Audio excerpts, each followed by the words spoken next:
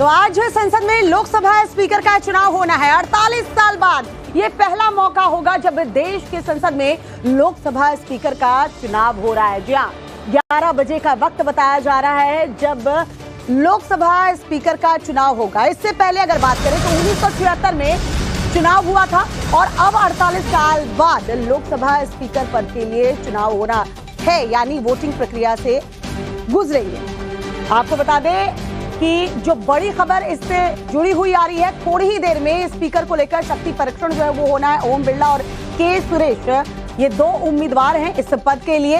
NDA की तरफ से ओम बिरला है तो इंडी गठबंधन की तरफ से के सुरेश उम्मीदवार के तौर पर खड़े हैं। सुबह 11 बजे का वक्त काफी महत्वपूर्ण। टाइम्स नाउ नवभारत पर एक एक अपडेट हम आपको दिखा रहे हैं। आज सुबह 11 बजे जब लोकसभा अध्यक्ष पद के लिए वोटिंग होगी, वो तस्वीर भी हम आपको टाइम्स नाउ नवभारत पर दिखाएंगे। हमारे साथ जुड़े रहिएगा। देखिए, ओम बिरला जो है उम्मीदवार बनाए गए हैं और आज लोकसभा पहुंचने से पहले घर में कैसे उन्होंने पूजा अर्चना की, उनकी बीवी ने विजय तिलक लगाया उन्हें। और ये माना जा रहा है कि नंबर गेम की अगर बात करें तो एनडीए उम्मीदवार यानी ओम बिरला की जीत लगभग तय है, लेकिन के सुरेश इंडी गठबंधन की तरफ से उतारे गए हैं। तो 11 बजे देखना ना भूलिए टाइम्स नाउ नवभारत। स्पीकर चुनाव को लेकर जो बड़ी खबर आ रही है वो आपको बता रहे हैं। इंडी गठबंधन को समर्थन करेगी टीएमसी। जी हां, पहले ये खबर मिल रही थी कि टीएमसी मौन है और पता नहीं इंडी गठबंधन को समर्थन करेगी कि नहीं, क्योंकि ममता बनर्जी ने रुख साफ कर दिया था कि उनसे बातचीत नहीं की गई है। अब खबर मिल रही है इंडी गठबंधन को टीएमसी का सपोर्ट मिलेगा, यानी के सुरेश को समर्थन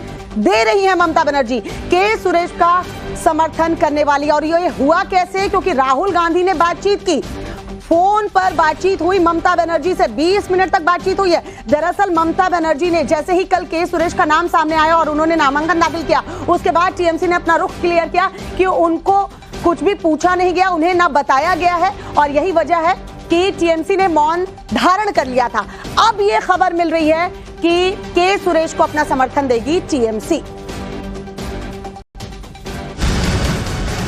वहीं केंद्रीय मंत्री गिरिराज सिंह ने कांग्रेस पर पलटवार किया है। टीएमसी की नाराजगी पर कांग्रेस को घेरा है गिरिराज सिंह ने। कांग्रेस पार्टी में शुरू से तानाशाही रही है, ये गिरिराज सिंह का कहना है। घमंड की वजह से कांग्रेस ने सहयोगियों से नहीं पूछा। देखिए, एरोगेंसी कांग्रेस में शुरू से रहा है और तानाशाही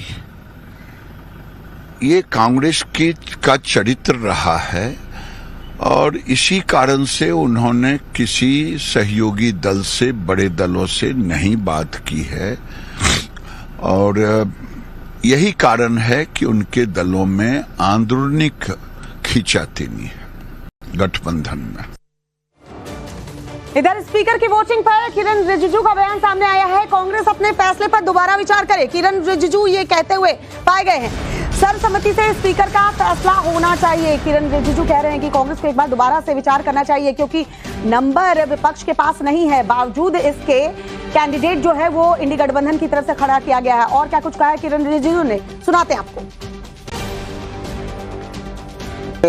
नंबर का सवाल नहीं है, हमारे पास संख्या पर्याप्त है और मजबूती से अपना संख्या के साथ हम खड़े हैं, मगर ये संख्या का कोई बात नहीं है। ये हम चाहते हैं कि स्पीकर का पद जो लोकसभा का अध्यक्ष होते हैं वो पद जो है सब सर्वसम्मति से चुन के बिठाया जाए तो ये सबके लिए ठीक होगा, ये हमारा मानना है। लेकिन उनका ये कहना है कि शक्ति प्रदर्शन करके वो शक्ति का सवाल नहीं है, शक्ति तो हमारे पास नंबर तो है ही। अगर हम अपोजिशन को नहीं मानते तो हम उनसे बात ही नहीं करते, फिर हम सीधा चुनाव कर देते। हमारे पास संख्या है, लेकिन हम चाहते हैं कि निर्विरोध हो, इसलिए तो हम लोगों ने अपील किया है।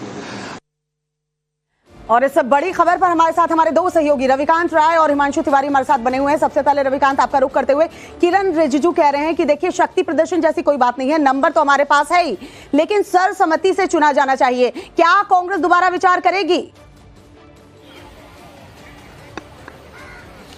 देखिए श्वेता, सरकार का ये प्रयास है कि आखिरी पल तक वो इस बात का प्रयास करेगी कि स्पीकर का चुनाव जो है वो सर्वसम्मति से हो और इसीलिए उन्होंने कहा है कि अगर कांग्रेस पार्टी अपना मोशन वापस ले लेती है तो डिप्टी स्पीकर पर उनके उम्मीदवार पर जो विचार है वो खुले मन से सरकार करेगी। लेकिन अभी भी जो परिस्थितियां बनी हुई हैं उसके मुताबिक कांग्रेस पार्टी की तरफ से कोई इंडिकेशन नहीं दिया गया है। यानी अगर मत विभाजन की स्थिति आती है तो एनडीए ने उसकी पूरी तैयारी कर रखी है। सुबह से भारत सरकार के जितने भी केंद्रीय मंत्री हैं, अलग अलग राज्यों के जो सांसद हैं, उनको उनके आवास पर बुलाया गया। किस तरीके से वोटिंग की जाती है स्पीकर में उसकी प्रॉपर ब्रीफिंग दी गई है। यानी प्लान ए प्लान बी दोनों ही सरकार का तैयार है। कुछ निर्दलीय सांसद उनके संपर्क में हैं। इसके साथ ही वाईएसआर कांग्रेस ने भी अपना समर्थन देने का ऐलान कर दिया है। तो कुल मिलाकर एनडीए की स्ट्रेंथ इतनी है कि वो ओम बिरला को जिताने में कामयाब रहेगी। लेकिन जो पूरी परंपरा रही है, मर्यादा रही है, पार्लियामेंट की एक डिग्निटी होती है, गरिमा होती है, क्योंकि स्पीकर किसी पार्टी का नहीं होता है, स्पीकर पूरे लोकसभा का कस्टोडियन होता है। ऐसे में अगर सर्वसम्मति बन जाती तो ये बेहद अच्छा होता। लोकतंत्र के लिए यही प्रयास किया जा रहा है। राजनाथ सिंह लगातार मल्लिकार्जुन खड़गे के संपर्क में है और उन्होंने कहा कि मैं कई बार उनको फोन कर चुका हूं। वो बड़े नेता हैं और बहुत ही वरिष्ठ नेता हैं। उनको इस पर विचार करना चाहिए कि स्पीकर बीजेपी का नहीं, लोकसभा का चुना जाना है। और ये पार्लियामेंट की गरिमा को बनाना न सिर्फ सत्ता पक्ष का बल्कि विपक्ष का भी काम है। ऐसी स्थिति में अब से लगभग 15 से 20 मिनट बाद परिस्थितियां पूरी तरीके से साफ हो जाएंगी कि क्या कांग्रेस पार्टी सरकार के इस विचार पर मानती है या नहीं। बिल्कुल, रविकांत हमारे साथ बने रहिए। एक और जो बड़ी खबर लोकसभा स्पीकर चुनाव से जुड़ी हुई आ रही है, पहले वो दर्शकों को बता दें। कांग्रेस बीजेपी ने अपने सांसदों के लिए व्हिप जारी किया है। जी हाँ, सभी सांसद जो हैं सदन में मौजूद रहे, इसके लिए व्हिप जारी किया गया है। 3 लाइन का व्हिप जो है वो जारी किया गया है। यानी जो हमारे सहयोगी रविकांत बता रहे थे कि तैयारी दोनों तरफ से पूरी कर ली गई है। कांग्रेस और बीजेपी की तरफ से अपने सांसदों के लिए व्हिप जारी किया गया है। सभी सांसदों की मौजूदगी आज अनिवार्य होगी, व्हिप जारी कर दिया गया है। और अब थोड़ी ही देर बची है जब लोकसभा में आपको वो तस्वीर देखने को मिलेगी। लोकसभा स्पीकर चुनाव पर एक और जो बड़ी खबर आ रही है वो आपको बता दें। संसद पहुंचे हैं एनडीए उम्मीदवार ओम बिरला। जी हाँ, पीएम आज ओम बिरला के नाम का प्रस्ताव रखेंगे। और संसद पहुंचने से पहले ये आप देखिए, ओम बिरला की पत्नी तिलक लगाती हुई पहले यहां भगवान का आशीर्वाद लिया और उसके बाद अब संसद भवन पहुंच चुके हैं एनडीए के प्रत्याशी ओम बिरला। हिमांशु तिवारी हमारे सहयोगी हमारे साथ बने हुए। हिमांशु, नंबर नहीं है विपक्ष के बाद और टीएमसी भी नाराज चल रही थी, लेकिन हालांकि अब ये क्लियर हो गया है, टीएमसी सपोर्ट कर रही है के सुरेश को। क्या लगता है, ये प्रेशर पॉलिटिक्स है क्या? आखिरी मोमेंट में क्या लग रहा है कि मान जाएंगे अगर डिप्टी स्पीकर का पद दे दिया जाए, क्योंकि बातचीत तो अभी भी चल रही है।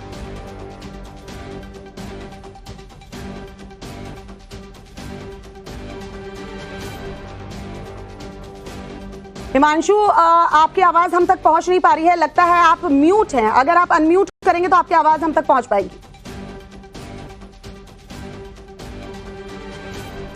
चलिए हिमांशु के साथ जुड़ेंगे, लेकिन फिलहाल आपको दिखा दें, ये तस्वीर देख रहे हैं ओम बिरला जो है वो संसद भवन पहुंचने से पहले कैसे उन्होंने पूजा अर्चना की, उनकी पत्नी ने उन्हें तिलक लगाया। और ये क्लियर है, ये लगभग क्लियर है कि ओम बिरला जो है वो लोकसभा अध्यक्ष होंगे, क्योंकि नंबर गेम जो है वो इंडिया के साथ है।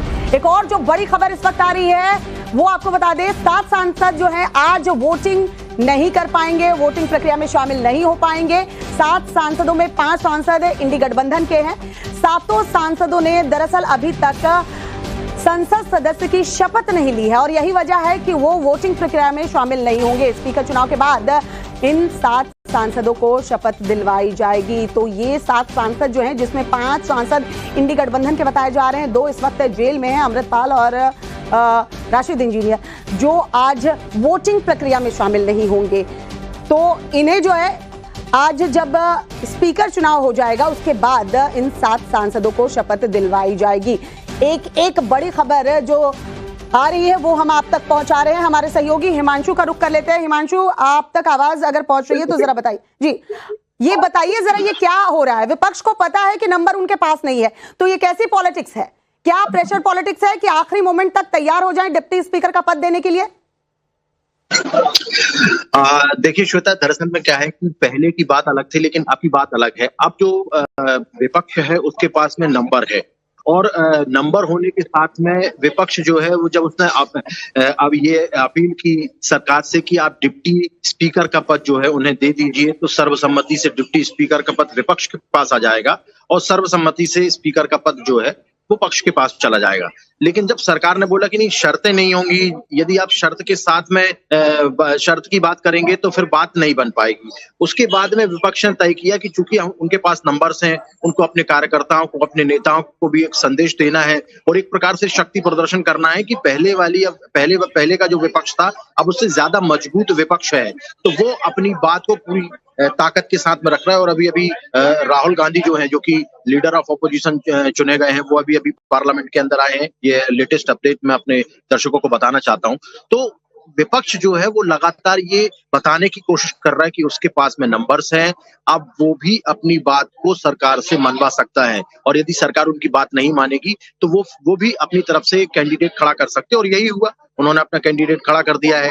पहले बात ये कही जा रही थी कि टीएमसी जो है वो उनका समर्थन नहीं कर रही है, लेकिन अब टीएमसी जो है उसने स्पष्ट कर दिया है कि वो इंडिया गठबंधन का जो भी प्रत्याशी है उनको वो सपोर्ट करेंगे। उसके अलावा जो अखिलेश यादव हैं, वो कल ही लगातार अखिलेश यादव और राहुल गांधी की तरफ से कहा जाता रहा है कि सरकार जो है बात ही नहीं मान रही है। डिप्टी स्पीकर का पद यदि सर्वसम्मति से देने बात हो जाती है, हिमांशु, अब देखना होगा, 11 बजे का वक्त, बहुत कम वक्त बचा है और देखिए क्या होगा, क्योंकि सस्पेंस अभी तक बरकरार है और उम्मीद सब यही कर रहे हैं कि क्या सर्वसम्मति से ओम बिरला का नाम पास कर दिया जाएगा या फिर चुनाव प्रक्रिया से गुजरेंगे। एक और जो बड़ी खबर लोकसभा स्पीकर चुनाव से जुड़ी हुई आ रही है वो आपको बता दें। कांग्रेस सांसद गौरव गोगोई का सरकार पर हमला देखने को मिला है। सरकार को रवैया बदलना होगा, गौरव गोगोई कह रहे हैं। सरकार ने जो रवैया अपनाया है दरअसल उसको लेकर गौरव गोगोई हमलावर नजर आ रहे हैं।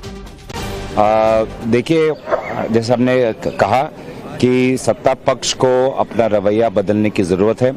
अगर सहमति वो चाहते हैं तो सहमति सबकी बातें सुनने के बाद होती है और सत्ता पक्ष ये तय नहीं कर सकती कि कौन से मुद्दों को पहले और कौन से मुद्दों को बाद में लेगी। तो इसलिए मुझे लगता है कि आज के बाद सत्ता पक्ष को ये संदेश मिलना चाहिए कि 2024 का पहला का सदन और 2024 के बाद का सदन में बहुत जमीन आसमान का फर्क है।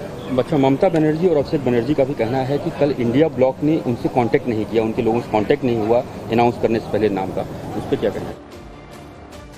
और वहीं लोकसभा स्पीकर चुनाव पर एक और जो बड़ी खबर आ रही है वो बता दें। स्पीकर चुनाव पर कंगना रनौत ने बयान दिया है, हमारा उम्मीदवार चुनाव जीतेगा। कंगना रनौत ने कहा है, यानी एनडीए का उम्मीदवार ओम बिरला जो है वो चुनाव जीतेंगे, ये कहना है कंगना रनौत का।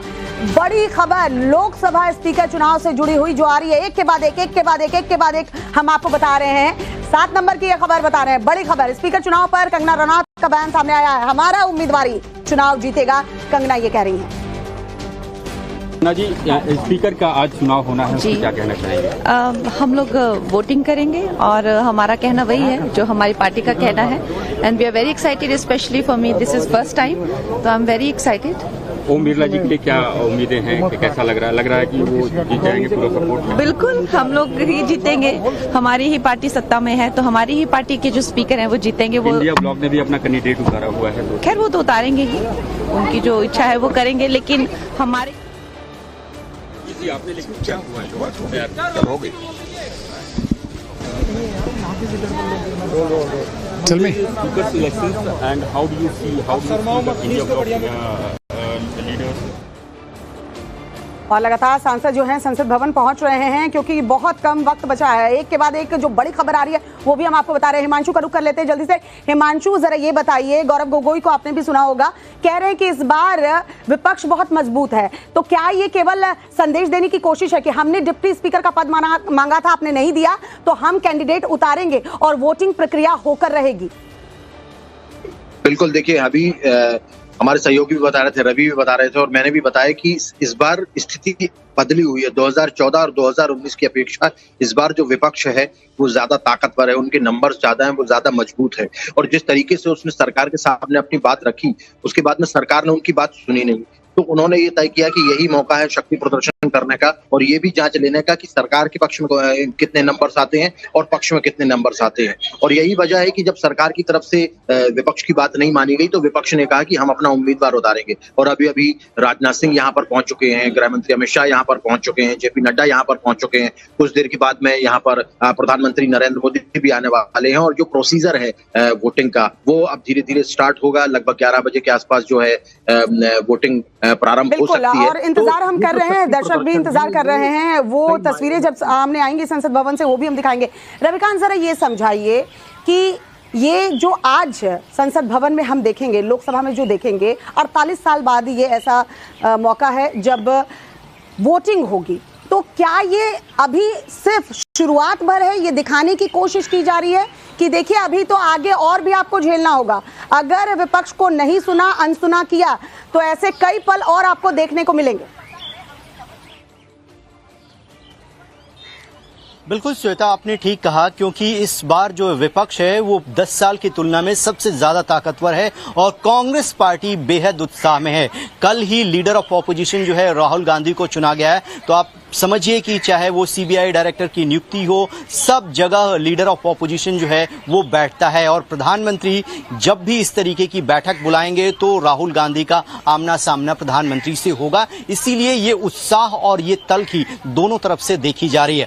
अब दो प्रक्रियाएं अपनाई जाएंगी यहाँ पर, या तो सदन प्रारंभ होने से पहले कांग्रेस पार्टी इस बात पर आम सहमति जता दे कि वो एनडीए के स्पीकर का समर्थन करने जा रही है, तो सभी जितने भी मेंबर ऑफ पार्लियामेंट जो लोकसभा में मौजूद होंगे वो टेबल थपथपाकर यानी ध्वनि मत से लोकसभा का स्पीकर चुन लिया जाएगा। लेकिन अगर इस पर सहमति नहीं बनती है, लास्ट मोमेंट तक अगर कांग्रेस पार्टी और इंडिया अलायंस जो है ओम बिरला का विरोध करता है, तो जो नया पार्लियामेंट बनकर तैयार हुआ है उसमें इलेक्ट्रॉनिक डिस्प्ले नहीं है, सिटिंग अरेंजमेंट अभी तय नहीं हुआ है, इसीलिए वहां पर इलेक्ट्रॉनिक वोटिंग नहीं होगी। इसलिए मत विभाजन के लिए पर्चियां दी जाएंगी और वो पर्चियों के आधार पर उसकी हो सकती है, यानी आखिरी मोमेंट तक ये पता नहीं चल पाएगा कि क्या ध्वनि मत से ओम बिरला का नाम पास हो जाएगा या फिर वोटिंग होती है। लेकिन वो तस्वीर टाइम्स नाउ भारत पर हम अपने दर्शकों को दिखाएंगे। एक और जो बड़ी खबर पहले आ रही है वो बता दें, वोटिंग से पहले कांग्रेस सांसद इमरान मसूद ने कहा है संसद में ज्यादा नंबर मायने नहीं रखते, इस बार मजबूत विपक्ष है, बेहतर रिजल्ट होंगे। अब हमारे साथ हैं सर, जिस तरह से आज स्पीकर का चुनाव है और एनडीए के पास जो नंबर्स हैं वो ज्यादा हैं, तो आप इसे किस तरह से देख रहे हैं? देखिए, लोकतंत्र के अंदर ये सब चीजें जो हैं मायने नहीं रखती हैं। कहना चाहेंगे पहले दिन एक बड़ी परीक्षा सर स्पीकर के चुनाव की सर। How are you?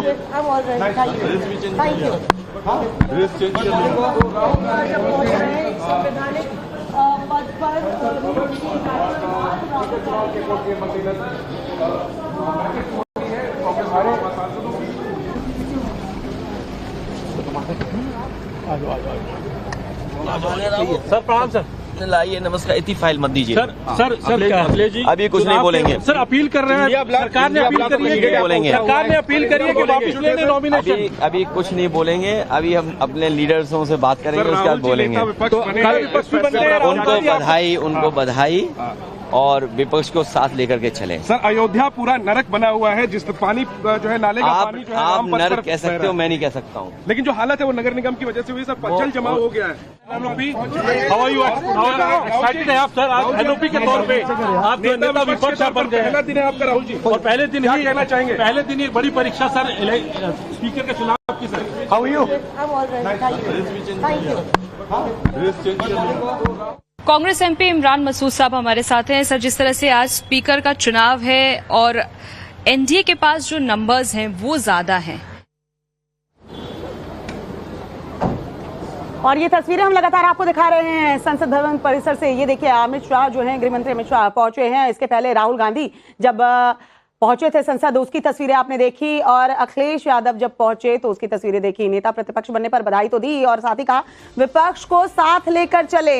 अब बस कुछ ही देर का वक्त बचा है, कुछ ही देर में जो है वो वोटिंग होगी। लेकिन देखिए उम्मीद अभी तक की जा रही है कि संसद शुरू होने से पहले शायद, इसीलिए तो नॉमिनेशन डाले हैं, और जब नॉमिनेशन डालते हैं तो चुनाव के लिए ही डालते ना। कुछ रात को कुछ बातचीत सर, कुछ आइस आपको डेप्यूटी स्पीकर का पोस्ट अभी भी आप लोग अड़े हुए हैं सर? नहीं, हम तो बातचीत ही नहीं तो सवाल उठता नहीं। यहाँ पे मल्लिकार्जुन खड़गे साहब वो तो कहते हैं कि कोई भी बातचीत या मध्यस्थता सरकार की तरफ नहीं है। कुछ ही मल्लिकार्जुन खड़गे को आप सुन रहे थे, वो भी पहुंचे हैं संसद भवन।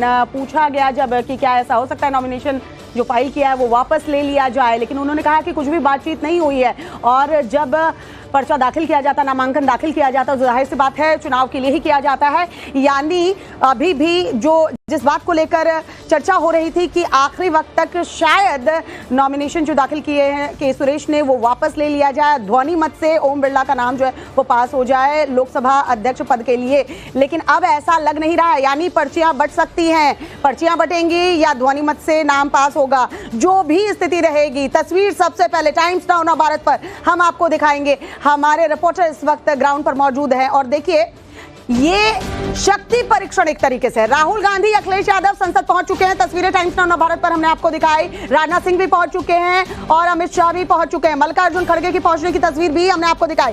तो अब थोड़ी ही देर में जो है लोकसभा अध्यक्ष पद के लिए चुनाव होना है और पर्चियां लगभग तय हैं कि बांटी जाएंगी, क्योंकि मल्लिकार्जुन खड़गे को आपने सुना, उन्होंने कहा कि किसी तरह की कोई बातचीत नहीं हुई है, कोई मध्यस्थता नहीं हुई है। यानी कि आखिरी मोमेंट में जो बात कही जा रही थी कि हो सकता है नामांकन वापस ले लिया जाएगा, ऐसा नहीं होगा।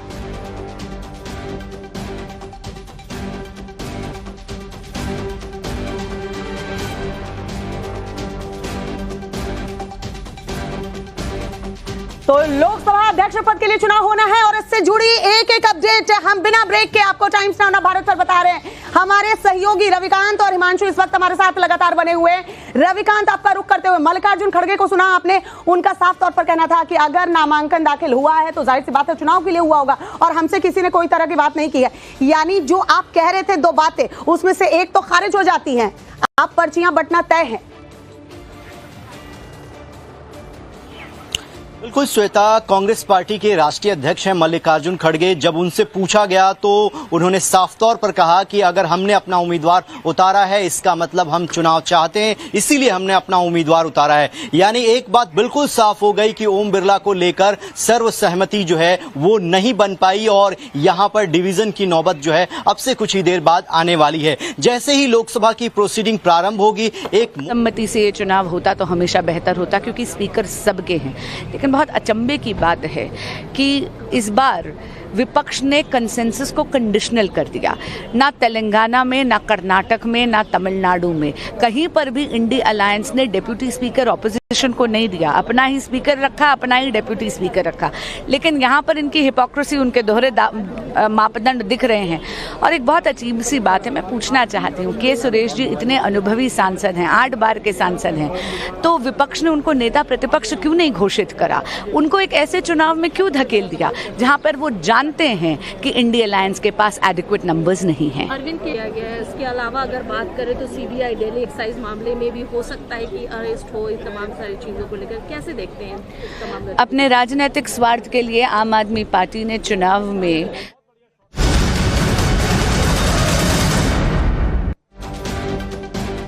और स्पीकर चुनाव पर अगली बड़ी खबर है, केंद्रीय मंत्री चिराग पासवान ने विपक्ष पर हमला बोला है। विपक्ष के हट की वजह से ये स्थिति पैदा हुई है। चिराग पासवान का ऐसा कहना है, विपक्ष के पास पर्याप्त संख्या नहीं है।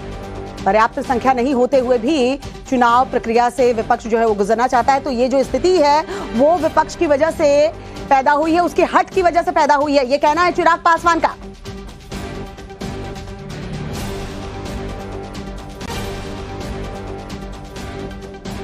देखिए, पहली बात तो खैर स्पीकर किसी पक्ष का या किसी दल के नहीं होते, वो पूरे सदन के होते हैं। सत्ता पक्ष हो, विपक्ष हो, सबके होते हैं। ऐसे में सर्वसहमति से इनका चुनाव होना चाहिए, ऐसी एक परंपरा रही है। आज़ादी के बाद से अक्सर हम लोगों ने देखा है कि इसी परंपरा का सत्ता पक्ष विपक्ष निर्वहन करते हुए सर्वसहमति से स्पीकर को चुना जाता है। बट बहरहाल विपक्ष की जिद की वजह से एक ऐसी परिस्थिति सामने आई और विपक्ष पूरी तरीके से जानता है कि ना उनके पास संख्या है, ना उनके पास वो आंकड़े हैं जिससे वो अपने प्रत्याशियों को। राहुल गांधी के स्टेटमेंट के बाद तो क्या है? और दूसरी तरफ एक बात ये भी है कि अभिषेक बैनर्जी जो टीएमसी से है, उन्होंने कहा कि हमसे कोई इस विषय में बातचीत नहीं की गई। तो एकजुटता कहाँ दिख नहीं रही है इस मामले में? क्या नहीं, आई थिंक सारे अपोजिशन लीडर से बात करके ही ये डिसीजन लिया होगा कैंडिडेट देने का। बाकी अभी पता चलेगा अंदर जाने के बाद कि क्या है। सवाल, एलओपी बनाया गया है राहुल गांधी जी को, कैसे देखते हैं इस पूरे विषय में? नहीं, अच्छा है। दल कांग्रेस के तरफ से, मतलब विपक्ष की तरफ से वो LOP बने हैं, तो उनको बहुत बहुत शुभकामना और अच्छा करें और सबको साथ लेकर के, जितने भी विपक्ष के दल हैं उनके सभी नेताओं को साथ लेके चलें। तो लगातार एक के बाद एक रिएक्शन भी आ रहे हैं और जो बड़ी खबर है स्पीकर चुनाव से जुड़ी हुई आ रही है वो भी हम आप तक पहुंचा रहे हैं। हमारे दो सहयोगी इस वक्त फील्ड में मौजूद हैं। रविकांत का रुख करते हुए, रविकांत, लगातार जो विपक्ष के नेता हैं, चाहे अखिलेश यादव हो या मीसा भारती हो, देखिए वो यही कह रहे हैं कि विपक्ष को साथ लेकर चले राहुल गांधी। शुभकामनाएं तो दे रहे हैं, साथ ही साथ ये भी कहते हुए नजर आ रहे हैं। दूसरी तरफ चिराग पासवान ये कह रहे हैं कि हट है विपक्ष का और यही वजह है कि ये स्थिति पैदा हुई है। तो वाकई क्या सिर्फ अपनी जिद पूरी कर रहा है विपक्ष? देखिए, विपक्ष अपनी जिद नहीं पूरी कर रहा है। विपक्ष ये जताना चाहता है सरकार को कि उसकी स्थिति अब 2019 वाली नहीं रही।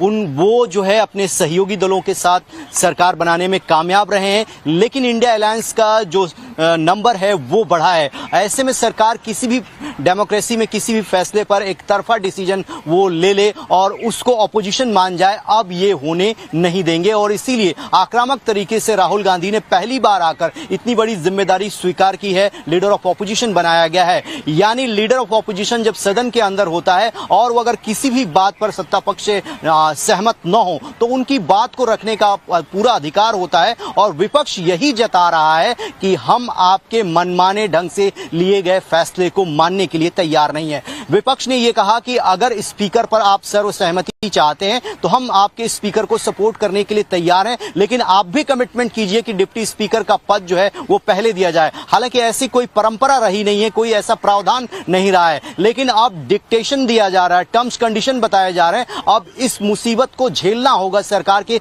जो फ्लोर मैनेजर है, उनको देखना होगा कि किस तरीके से फ्लोर का मैनेजमेंट किया जाए ताकि एडिक्वेट नंबर जो है वो उनके पास रहे। हालांकि इसमें फिलहाल लोकसभा स्पीकर के चुनाव में कोई दिक्कत जो है वो एनडीए को नहीं आने वाली है, लेकिन कोई ऐसे बिल होते हैं जिसमें 2/3 बहुमत की जरूरत होती है, वहां पर सरकार जो है सदन के अंदर थोड़ी दिक्कत उसको आ सकती है और वहां पर नंबर अरेंज करने होंगे। क्या रहेगा रविकांत, उस पर बातचीत हम करते रहेंगे। आज के चुनाव को लेकर तमाम बड़ी अपडेट टाइम्स नाउ नवभारत पर आप देख रहे हैं इस वक्त की सबसे बड़ी खबर।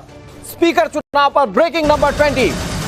समाजवादी पार्टी के सांसद रमाशंकर राजभर का बयान सामने आया। वो कह रहे हैं कि एनडीए को अपना बड़ा दिल दिखाना चाहिए। जो हमारे नेता का स्टैंड वो हमारे स्टैंड है, यानी कि उन्होंने अपने सुप्रीम नेता के स्टैंड को आगे प्रमोट किया। कह रहे हैं कि इस बार हम दलित स्पीकर चाहते हैं। सुनिए रमाशंकर क्या कह रहे हैं।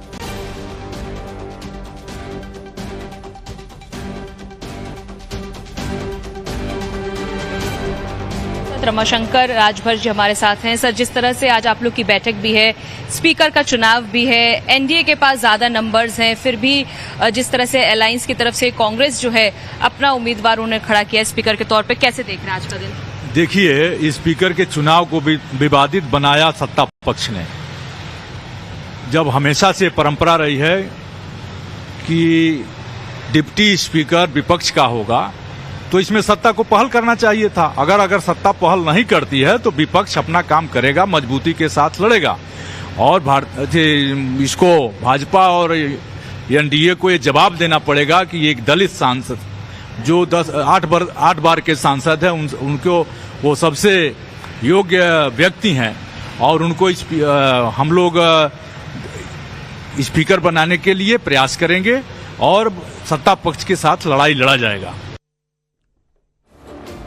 और लोकसभा स्पीकर के चुनाव पर ब्रेकिंग नंबर 21 हम आपको बताने जा रहे हैं। 21वीं ब्रेकिंग आपके सामने होगी और अब तक का सबसे बड़ा अपडेट हम आपको बताने जा रहे हैं। लोकसभा स्पीकर का चुनाव, अब से कुछ ही देर में स्पीकर के लिए वोटिंग की जाएगी। एनडीए उम्मीदवार ओम बिरला संसद भवन पहुंच चुके हैं। तस्वीरें हमने आपको दिखाई। इंडी गठबंधन के सुरेश से उनकी सीधी टक्कर है। डेप्यूटी स्पीकर का पद विपक्ष चाहता था, जिसके लिए बीजेपी राजी नहीं हुई और उसके बाद आज 48 साल बाद एक बार फिर से वो मौका जब स्पीकर पद के लिए टकराव है। एक तरफ विपक्ष है तो एक तरफ पक्ष है। एनडीए की ओर से उम्मीदवार ओम बिरला अब से कुछ देर पहले ही संसद भवन पहुंच चुके हैं। ओम बिरला के जीतने के चांसेस प्रबल दिखाई देते हैं, क्योंकि सहयोगी दल इस वक्त इंटैक्ट होकर खुलकर कह रहे हैं कि वो मौजूदा समय में बीजेपी के साथ हैं, ओम बिरला का समर्थन करेंगे। लेकिन विपक्ष के लिए कहां क्या कोई उम्मीद बनती है क्या? हमारे साथ हिमांशु और रविकांत लगातार जुड़े हुए हैं। हिमांशु, अब इस पूरे प्रक्रिया के बीच में ये भी मौके देखने को मिले जब विपक्ष बार बार ये कहता रहा कि हमारा साथ देंगे एनडीए के कुछ घटक दल। क्या इस तरह की आज कोई तस्वीर बनती हुई दिख रही है क्या जेडीयू या फिर टीडीपी की तरफ से किसी तरह से कोई भी बिखराव या टकराव देखने को मिल सकता है, या सब कुछ फ्लैट है एनडीए के लिए? देखिए, इसकी संभावनाएं तो बहुत कम नजर आ रही है, क्योंकि सरकार ने 2 दिन से लगातार बैठकों का दौर जारी रहा है संसद के अंदर। एनडीए के जितने भी घटक दल हैं, उन सभी घटक दल के जो नेता रहे हैं, उन सबसे गृहमंत्री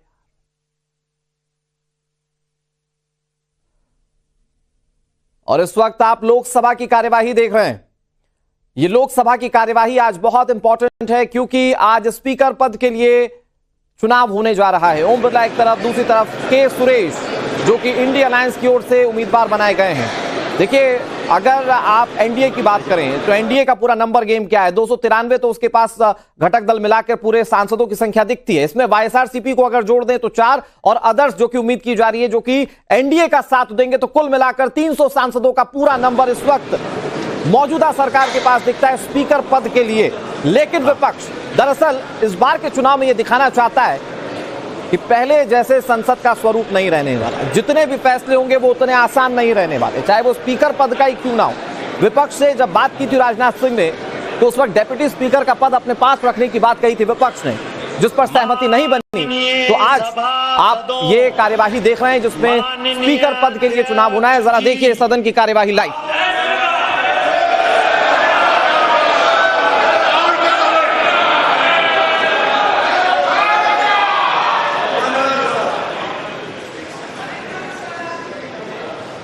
Honorable members, the Secretary General will now call the names of the members who have not taken oath or affirmation.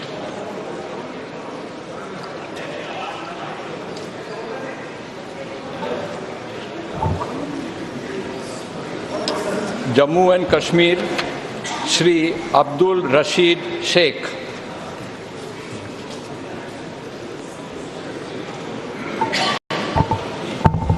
Kerala, Shri Shashi Tharoor. Punjab, Shri Amritpal Singh. West Bengal, Shri S.K. Nurul Islam.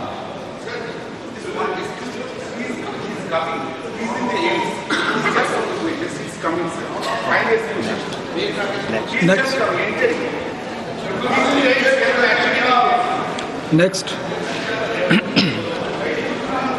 Shri Adhikari Deepak Dev.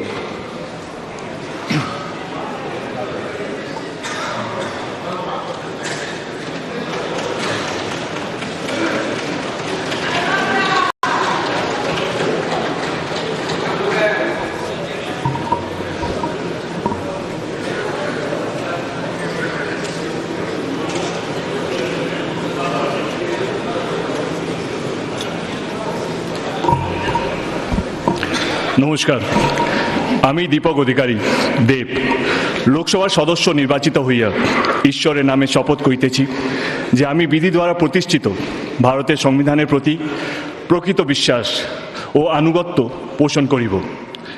আমি ভারতের সার্বভৌমত্ব ও সংহতি রক্ষা করিয়া চলিব এবং যে কর্তব্যভার আমি গ্রহণ করিতে চলিয়াছি তা আমি বিশ্বস্তভাবে নির্বাহ করিব। ঘাটাল লোকসভা কেন্দ্রের প্রত্যেকটা মানুষকে ধন্যবাদ আমাকে 3 বারের জন্য জিতানোর জন্য। জয় হিন্দ, জয় বাংলা, ধন্যবাদ।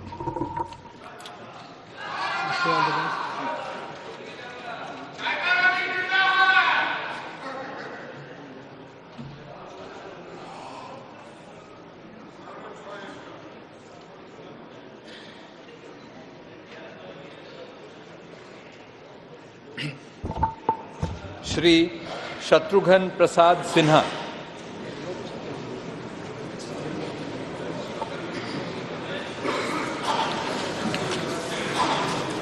Honorable members, I have received 16 notices of motions for election of Speaker. All the notices are in order. Now we will take up the motions for the election of Speaker of the Lok Sabha. I call upon Prime Minister Shri Narendra Modi to move the motion.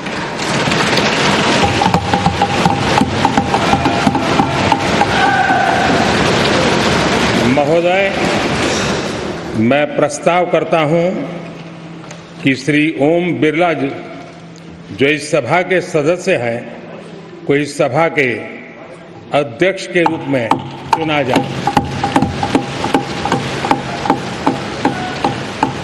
Shri Rajnath Singh to second the motion. महोदय, आपकी अनुमति से माननीय प्रधानमंत्री जी द्वारा प्रस्तुत प्रस्ताव का मैं समर्थन करता हूं। श्री राजीव रंजन सिंह एलएस लालन सिंह। अध्यक्ष महोदय, मैं प्रस्ताव करता हूं कि श्री ओम बिरला जी, जो लोकसभा के माननीय सदस्य हैं, इस सदन के अध्यक्ष के रूप में उनके नाम का मैं प्रस्ताव करता हूं। Doctor Rajkumar Sangwan to second the motion.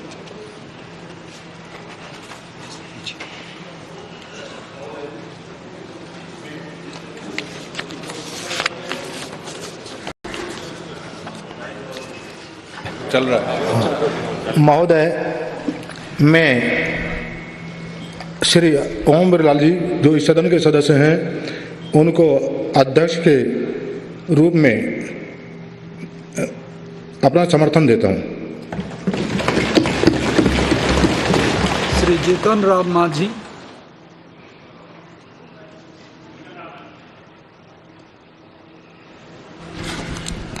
अध्यक्ष महोदय,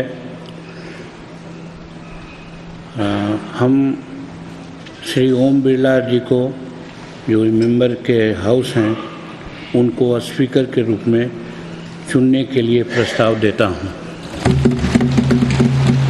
श्री शिवराज सिंह चौहान। माननीय अध्यक्ष महोदय,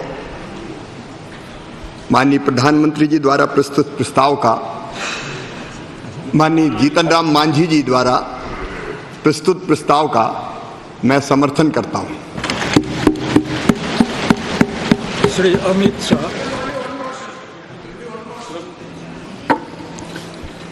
महोदय, मैं प्रस्ताव करता हूं कि श्री ओम बिरला, जो इस सभा के सदस्य हैं, उनको इस सभा के अध्यक्ष के रूप में चुना जाए। Shri Nitin Jairam Gadkari to second the motion. माननीय अध्यक्ष महोदय, आदरणीय प्रधानमंत्री जी ने इस सभागृह, आदरणीय अमित शाह जी ने जो प्रस्ताव रखा है, उसका मैं अनुमोदन करता हूं। श्री जादव प्रताप राव गणपत राव। महोदय, मैं प्रस्ताव करता हूं कि माननीय श्री ओम बिरला जी, जो इस सभा के सदस्य हैं, इनको इस सभा के अध्यक्ष के रूप में चुना जाए। Shri Dattare Sunil Dattatreya. I support a motion moved by Pratap Rao Dadhav. Shri Chirag Paswan. महोदय, मैं प्रस्ताव करता हूं कि श्री ओम बिरला जी, जो इस सभा के सदस्य हैं, को इस सभा के अध्यक्ष के रूप में चुना जाए। Shri Jayant Basumatary to second the motion.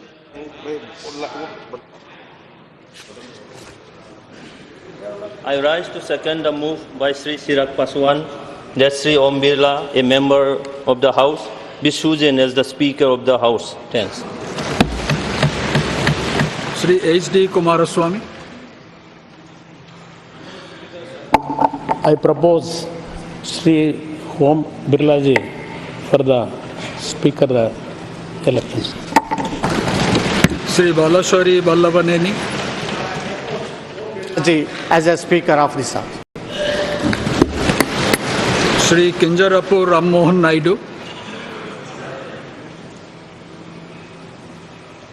माननीय अध्यक्ष महोदय, मैं ओम बिरला जी को, जो इस सदन के सदस्य हैं, उनको अध्यक्ष के रूप में चुना जाए, ये प्रस्ताव मैं रखता हूं।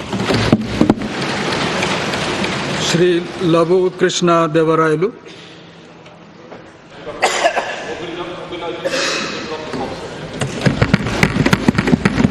Dr. Indra Hang Suba to move the motion.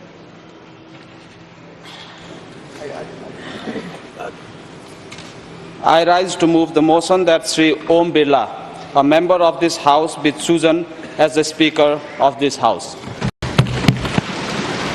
Shri Fani Bhushan Chaudhary to second the motion.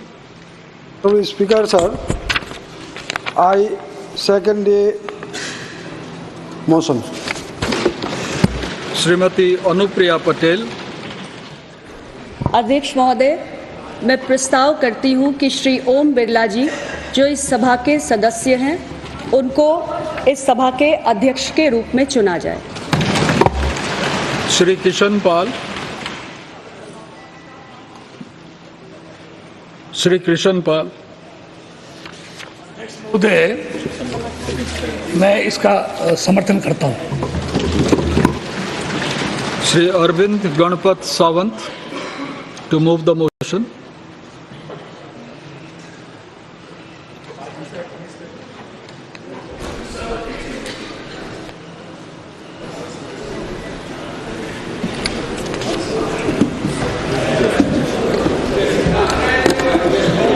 Item number 12. Mic is not working. Sir, Honorable Chairman, sir, that Shri Kodikunil Suresh, a member of this House, be chosen as the Speaker of the House, sir. Thank you. Shri N.K. Premchandran to second the motion. I second the motion moved by my letter from Shri Anand Sir. Nominate Shri K. Suresh as the Speaker. Anand Bhadauria to move the motion. महोदय, मैं प्रस्ताव करता हूं कि श्री के सुरेश जी जो इस सदन के माननीय सदस्य हैं को लोकसभा का अध्यक्ष चुना जाए। Shri Tariq Anwar to second the motion.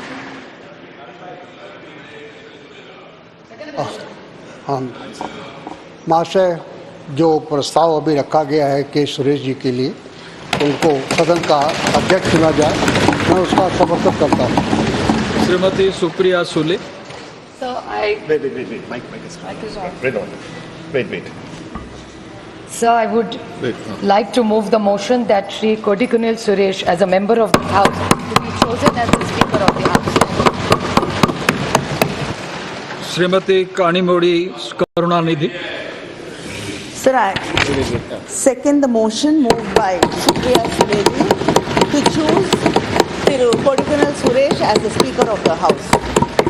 Dr. Virendra Kumar to move the motion.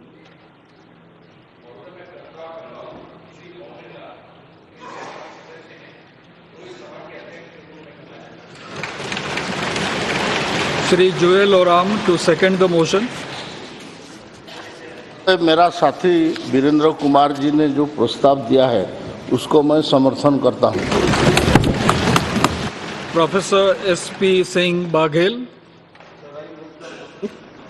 That Sri Om Birla, the member of this House, be chosen as a Speaker of this House.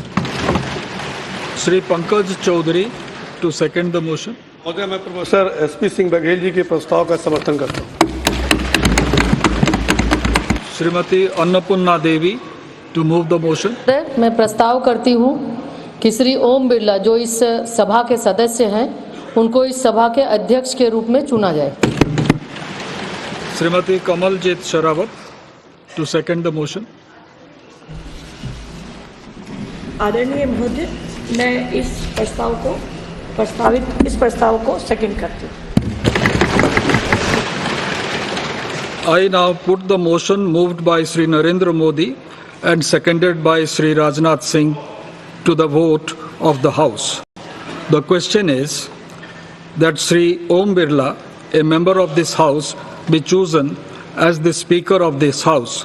Those in favor may say aye. Aye. Those against may say no. No.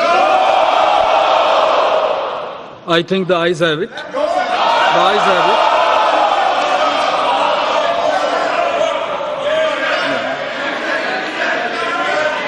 The motion is adopted.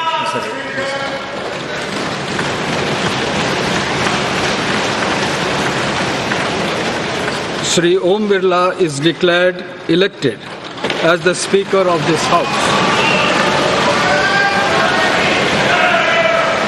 Since the first motion moved by Shri Narendra Modi has been adopted, the motions moved thereafter have become infructuous.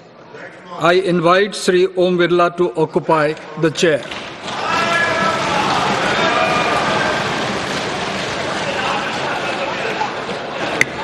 इन्होंने division force नहीं किया है, इसलिए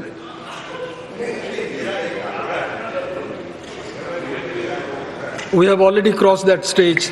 I invite Shri Om Birla to come up and occupy the chair.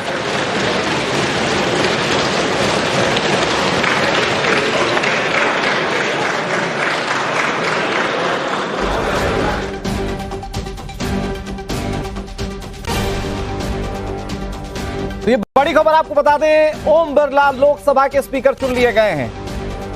बाकायदा इसके लिए motion प्रस्तावित हुआ और उसके बाद ध्वनि मत से ओम बिरला लोकसभा के स्पीकर चुन लिए गए हैं। सदन की कार्यवाही हम आपको दिखा रहे हैं। प्रधानमंत्री, जो कि प्रोटोकॉल है, प्रधानमंत्री उस चेयर तक लेकर जाएंगे ओम बिरला को और वहां पर आसीन होंगे स्पीकर ओम बिरला। देखिए, बहुत अच्छी तस्वीर आप इस वक्त टीवी स्क्रीन पर देख रहे हैं। Rahul Gandhi, leader of opposition, और अब तक चाहे जितने भी टकराव आपने देखे हो, ये एक खूबसूरत परंपरा हमारी संसद की, जहां विपक्ष भी साथ मिलकर स्पीकर को वहां तक छोड़ने जा रहा है।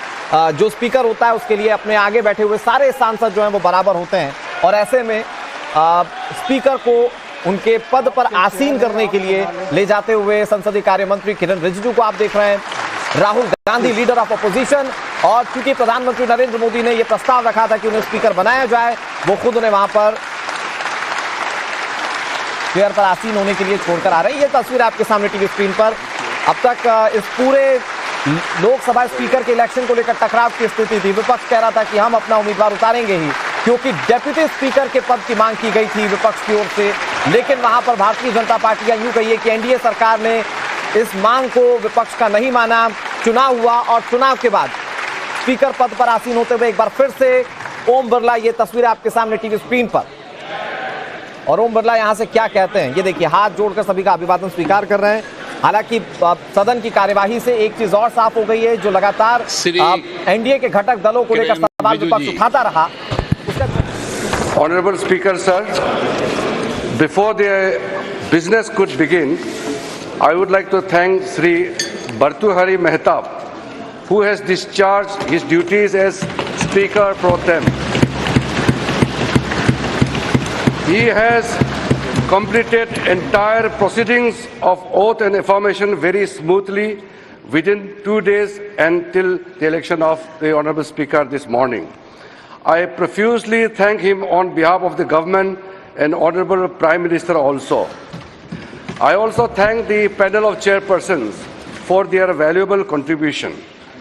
I also thank the Secretary General of Lok Sabha and staff of Lok Sabha Secretariat, who have completed the work within the time frame under the guidance of the Speaker pro tem and the panel of chairpersons. On behalf of the entire House, I thank all of them. Once again, I thank all the honorable members for your cooperation. माननीय प्रधानमंत्री जी,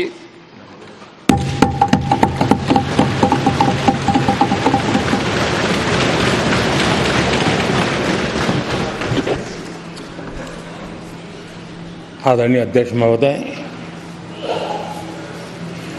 ये सदन का सौभाग्य है कि आप दूसरी बार इस आसन पर विराजमान हो रहे हैं। आपको और इस पूरे सदन को मेरी तरफ से मैं बहुत बहुत बधाई देता हूं।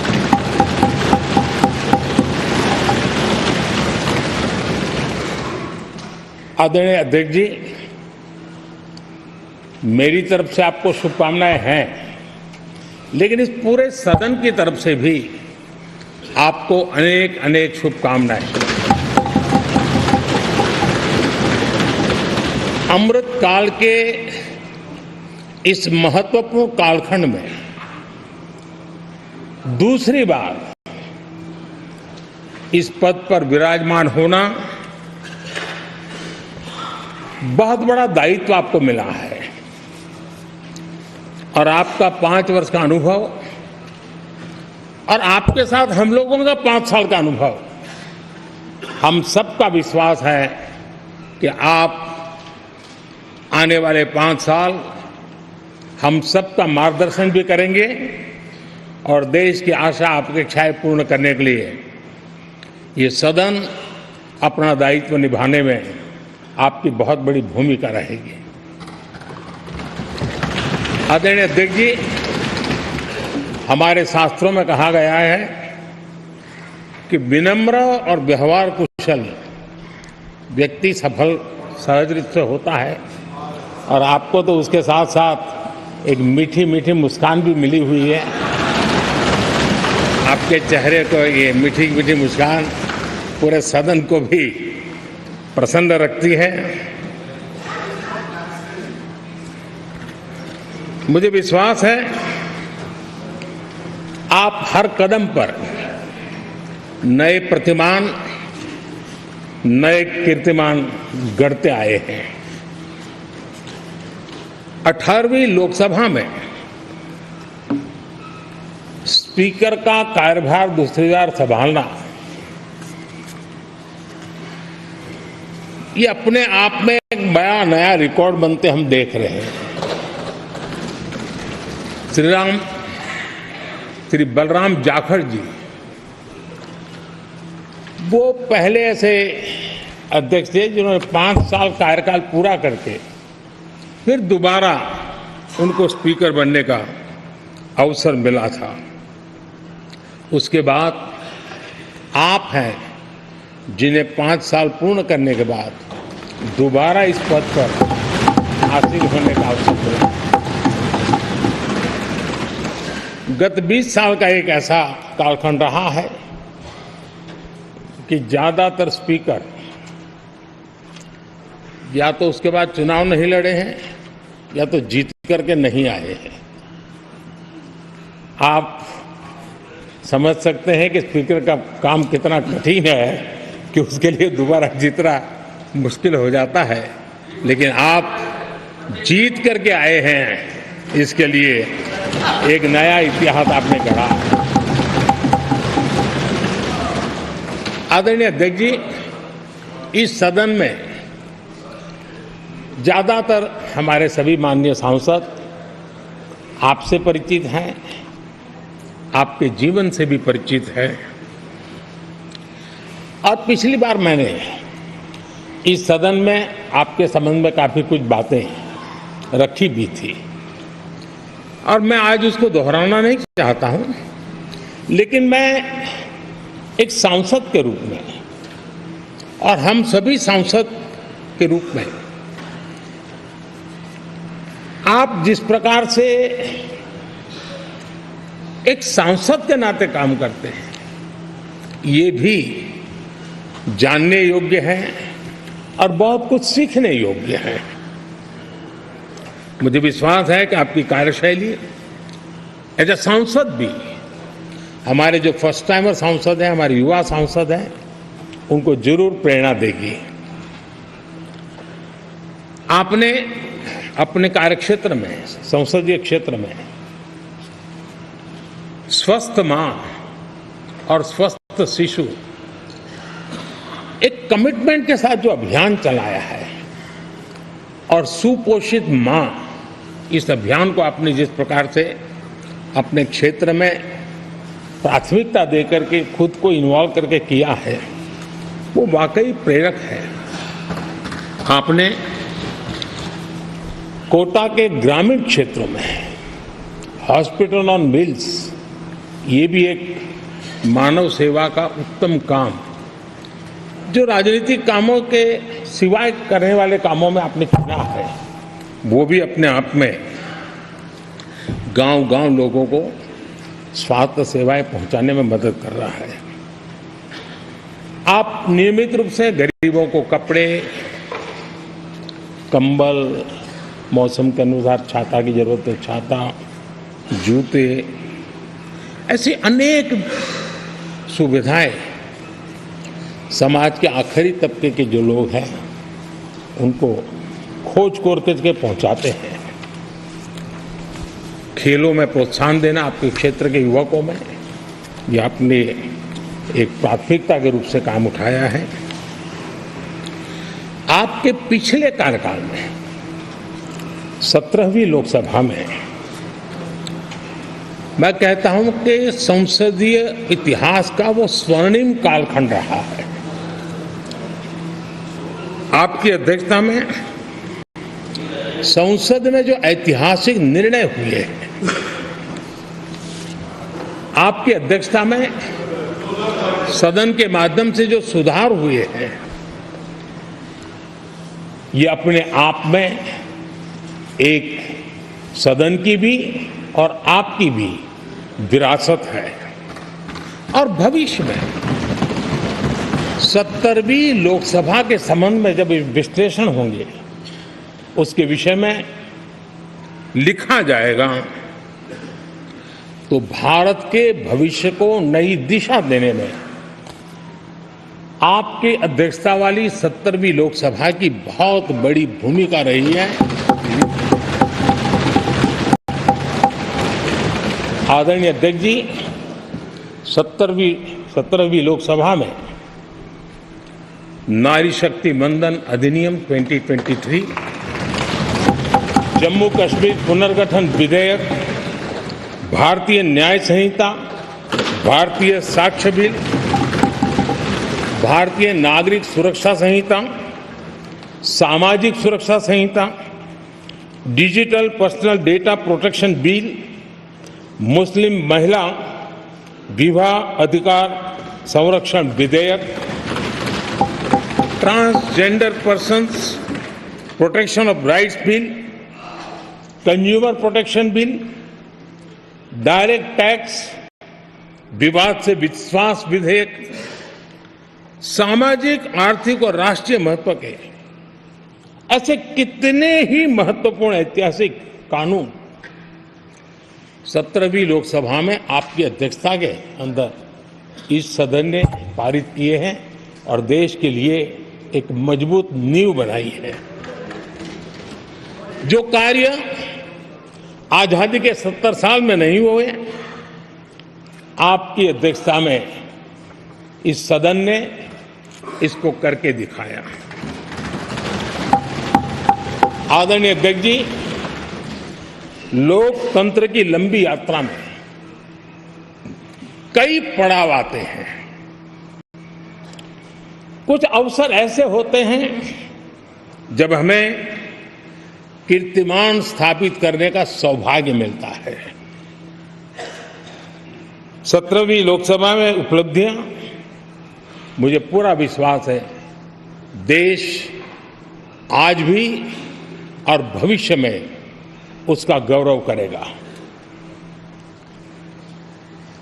आज देश अपनी आकांक्षाओं की पूर्ति के लिए भारत को आधुनिक बनाने की दिशा में जब हर तरह से प्रयास हो रहे हैं, मैं मानता हूं कि नया संसद भवन भी अमृतकाल के भविष्य को लिखने का काम करेगा और वो भी आपकी अध्यक्षता में। नए संसद भवन में हम सबका प्रवेश आपकी ही अध्यक्षता में हुआ और आपने संसदीय कार्यप्रणाली को प्रभावी और जिम्मेदार बनाने का कई महत्वपूर्ण फैसले लिए हैं और इसलिए लोकतंत्र को मजबूती देने में मदद मिली है। लोकसभा में हम पेपरलेस डिजिटल व्यवस्था से आज काम कर रहे हैं। पहली बार आपने सभी माननीय सांसदों को ब्रीफिंग के लिए एक व्यवस्था खड़ी की। इससे सभी माननीय सांसदों को भी आवश्यक रेफरेंस मटेरियल मिला। उसके कारण सदन की चर्चा अधिक पुष्ट हुई और ये आपका एक अच्छा इनिशिएटिव था जिसने सांसदों में भी विश्वास पैदा किया। हाँ, मैं भी कुछ कह सकता हूं, मैं भी अपने तर्क दे सकता हूं, तो एक आपने अच्छी व्यवस्था को विकसित किया है। आदरणीय अध्यक्ष जी, G20 भारत की सफलता के एक महत्वपूर्ण पृष्ठ है, लेकिन बहुत कम चर्चा हुई है, वो है P20। और आपके नेतृत्व में G20 देशों के जो पीठासीन अधिकारी हैं, स्पीकर्स हैं, उनका सम्मेलन आपकी अध्यक्षता में हुआ।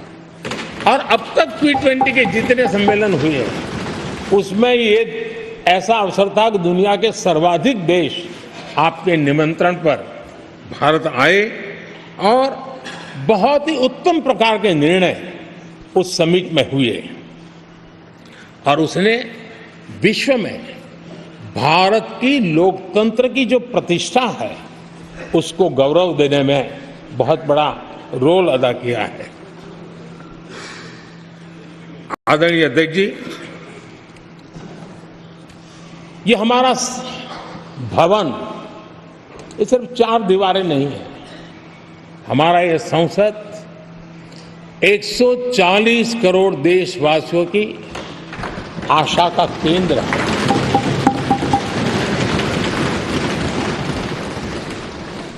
संसद की कार्यवाही, जवाबदेही और आचरण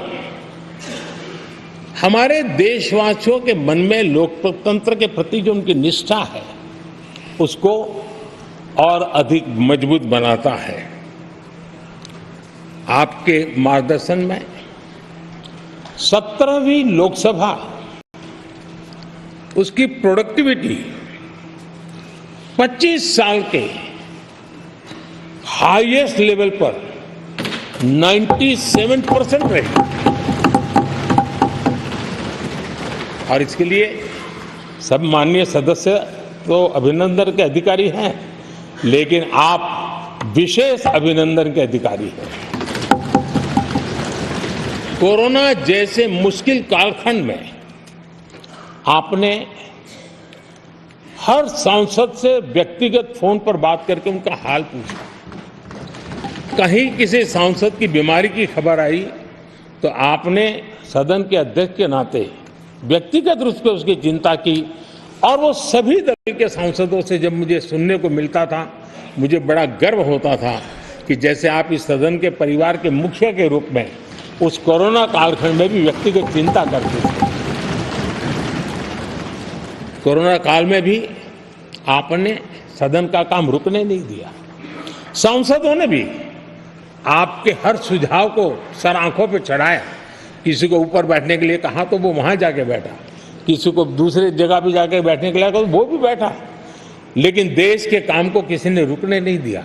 लेकिन आपने ये जो फैसले किए उसका परिणाम है कि हम उस कठिन कालखंड में भी कार्य कर पाए। और ये खुशी की बात है कि कोरोना काल में सदन ने 170% प्रोडक्टिविटी, ये अपने आप में दुनिया के लिए एक बहुत बड़ी खबर है। आदरणीय अध्यक्ष जी,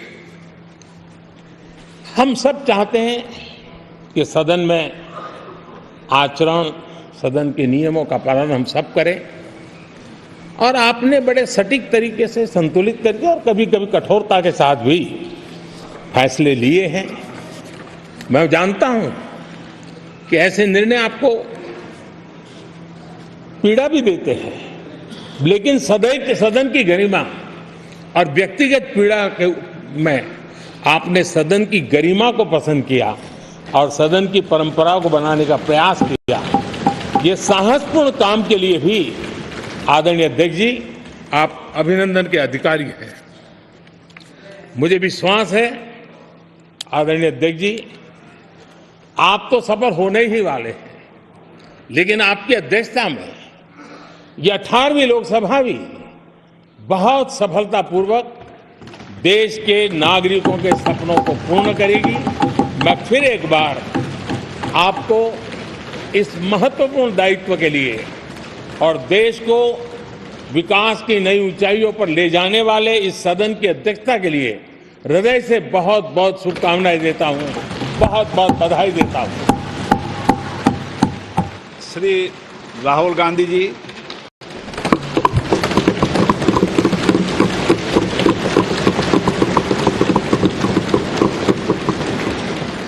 Speaker, sir, I'd like to congratulate you for your successful election. For the second time that you have been elected, I'd like to congratulate you on behalf of the entire opposition, on behalf of the India Alliance. Speaker, sir, this House represents the voice of India's people. And you, Speaker, sir, are the final arbiter of that voice. Of course, the government has political power, but the opposition also represents the voice of India's people. And this time, the opposition represents significantly more voice of the Indian people than it did last time. Speaker, sir, the opposition would like to assist you in doing your work. We would like the House to function often and well. Speaker, sir, it is very important that cooperation happens on the basis of trust. It is very important that the voice of the opposition is allowed to be represented in this House. I'm confident that you will allow us to represent our voice, allow us to speak, allow us to represent the voice of the people of India. Speaker, sir, the question is not how efficiently the House is run. The question is how much of India's voice is being allowed to be heard in this House. So the idea, Speaker, sir, so the idea that you can run the House efficiently by silencing the voice of the opposition is a non-democratic idea. And this election has shown that the people of India expect the opposition to defend the Constitution, the Samvidhan of this country. And we are confident that by allowing the opposition to speak, by allowing us to represent the people of India, you will do your duty of defending the Constitution of India. I'd like to once again congratulate you, Speaker, sir, and also all the members of the House who have won their election. Thank you very much. Shri Akhilesh Yadav ji.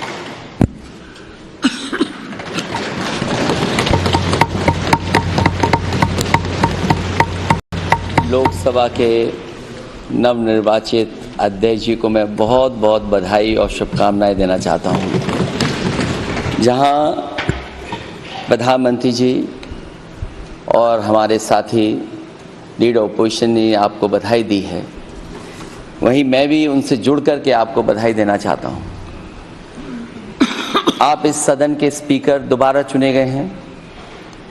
आपके पास 5 साल का जहां अनुभव रहा है, वहीं आपके पुराने और नए सदन का भी आपको अनुभव रहा है। मैं अपनी तरफ से, अपने साथ के सभी सदस्यों की तरफ से बहुत बहुत बधाई और शुभकामनाएं देता हूं। जिस पद पर आप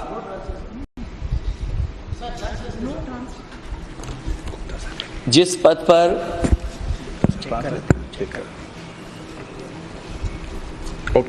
पद पर आप बैठे हैं,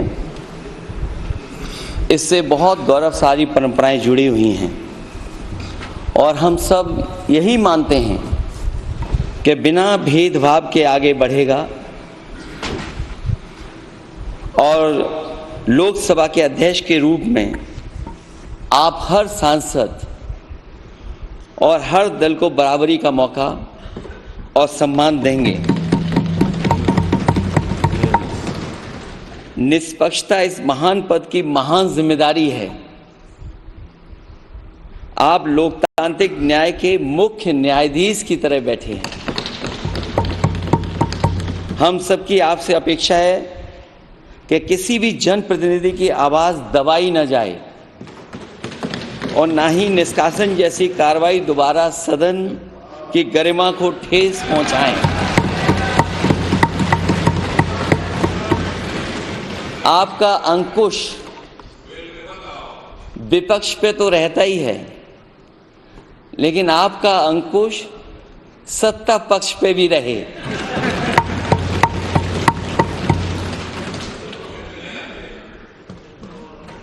अध्यक्ष महोदय, आपके इशारे पर सदन चले, इसका उल्टा ना हो।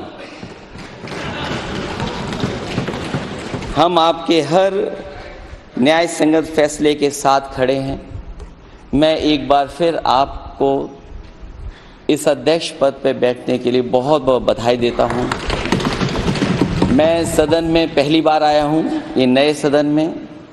मुझे लगा कि हमारे स्पीकर की कुर्सी बहुत ऊंची होगी,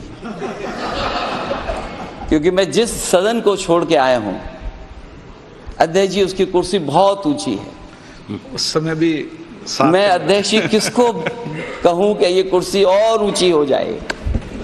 जहां ये नया सदन है, वही मैं आपकी पीठ के पीछे देख रहा हूं, पत्थर तो सही लगे हैं, सब कुछ अच्छा लगा है, लेकिन कुछ दरार में मुझे कुछ सीमेंट अभी भी लगा दिखाई दे रहा है। अध्यक्ष महोदय, मुझे उम्मीद है कि आप जितना सत्ता पक्ष का सम्मान करेंगे, उतना ही विपक्ष का सम्मान कर करके हमें भी अपनी बात रखने का मौका देंगे। मैं आपको बधाई देता हूं, शुभकामनाएं देता हूं, हर तरीके के साथ आपके साथ हैं। बहुत धन्यवाद। Shri Saugata Roy ji absent. Sudip Bandyopadhyay ji. Sir, I congratulate you for your becoming second time Honorable Speaker of the House. For more of such videos, do like, share and subscribe to ET Now Swadesh.